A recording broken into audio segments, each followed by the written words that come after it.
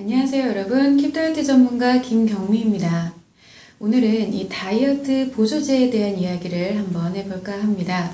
SNS를 통해서 국내 다이어트 보조제에 대한 광고가 아주 무분별하게 드러나고 있습니다. 임상자를 직접 인터뷰를 하고 그 과정을 촬영을 해서 마치 정말 다이어트 보조제에 의해서 체중 감량을 이뤄내는 것처럼 그런 내용을 광고를 하는 것입니다. 이러한 광고를 봤을 때는 식이 조절이나 운동을 하지 않고도 5kg 이상 감량이 가능하다는 내용들이 즐비한데 정말 다이어트 약도 아닌 다이어트 보조제가 이렇게 체중 감량을 일으키는 것이 가능한 것일까요? 불가능합니다. 병원에서 처방되는 다이어트 약들은 의약품입니다.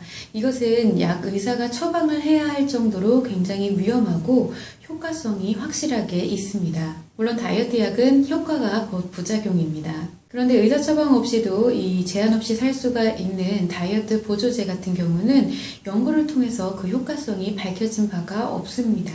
국내 다이어트 보조제 같은 경우는 의약품이 아닌 건강기능식품이라고 할 수가 있는데요. 대표 성분들을 보면 카테킨이나 가르시니아, 그리고 공액 리놀레산, 아니면 키토산 등이 있는데 논문의 결과를 종합을 해보면 사실은 이러한 효과가 명확치가 않거나 아주 미미하다라고 결론이 나옵니다. 효과를 보였다는 소규모 연구에 대한 논문들은 그 기준들이 정확치가 않아서 사실 그 효과성에 대한 검증을 하기가 무척 힘든데 다이어트 보조제 광고 같은 경우는 이러한 효과성에 대한 부분만을 일부 발췌를 해서 과대 광고를 하고 있는 것이 이 국내 다이어트 보조제의 실체입니다. 국내가 아닌 해외에서 다이어트 보조제를 구입하는 경우도 있습니다.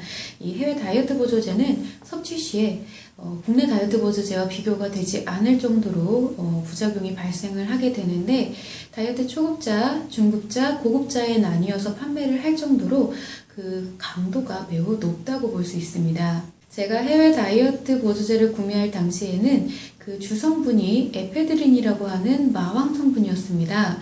이것은 심박수를 증가시켜서 대사율을 증진시키는 역할을 하는데 국내에서는 주로 한약, 다이어트 한약에서 처방을 많이 하게 됩니다.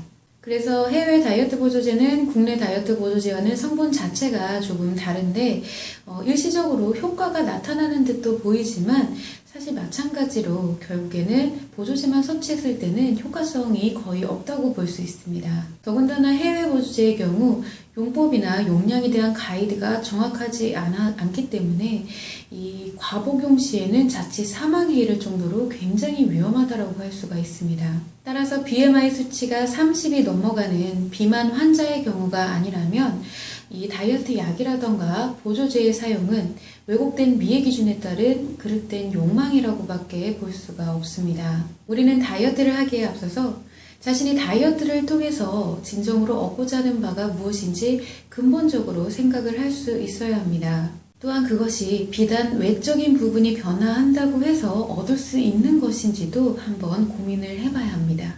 그리고 무엇보다 중요한 것은 내가 오로지 외형의 변화만을 위해 노력했을 때 이 무너진 심리 문제가 심화가 되거나 아니면 회복하지 못한 심리에 의해서 요요현상과 그리고 다이어트의 연쇄에서 벗어날 수가 없다라는 점, 그것을 반드시 명심하셔야겠습니다.